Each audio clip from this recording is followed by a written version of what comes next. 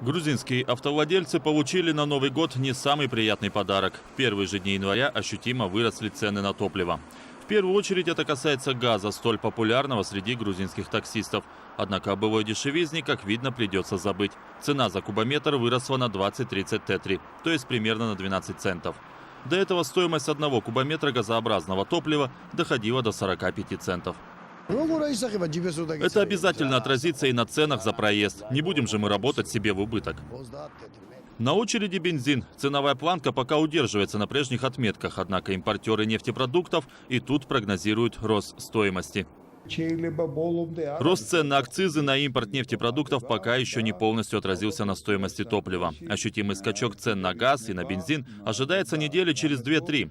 Сейчас, скажем так, распродаются запасы, то есть остатки топлива, ввезенного в страну еще до Нового года. Подорожание акцизных ставок на импортируемые нефтепродукты – одна из мер грузинского правительства по преодолению экономического кризиса. Также с 1 января подорожали акцизы на импорт табачных изделий и автомобилей. Были увеличены налоги в сфере игрового бизнеса, а банки и строительные компании подверглись так называемой ларизации. Банки теперь в первую очередь предлагают своим клиентам займы в национальной валюте, а уже затем в долларах США. А девелоперы обязаны указывать цену за квадратный метр только в ларе. Премьер-министр Георгий Квирикашвили, между тем, уверен, 2017 год будет успешным для страны, но так не считают в оппозиции.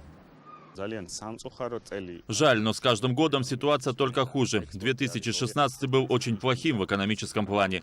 Экспорт понизился до уровня 2011 года. Лари обесценился, побив исторический минимум. Растут цены на продукты и топливо. Не думаю, что правительство справится с вызовами. Да и бюджет на 2017 год никак не ориентирован на это. Между тем, начало Нового года уже ознаменовалось ростом цен на продукты питания. Неприятный сюрприз преподнес и грузинский лари. После недолгой паузы он на днях вновь продолжил падение.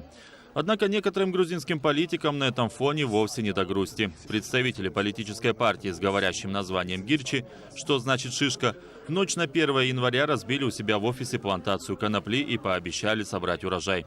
Сеятели назвали этот перформанс борьбой за свободу и шагом на пути к легализации марихуаны.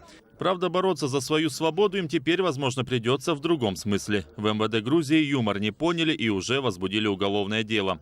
За незаконный посев растений, содержащих наркотические вещества, активистам шишки грозит вполне реальный тюремный срок – до 12 лет.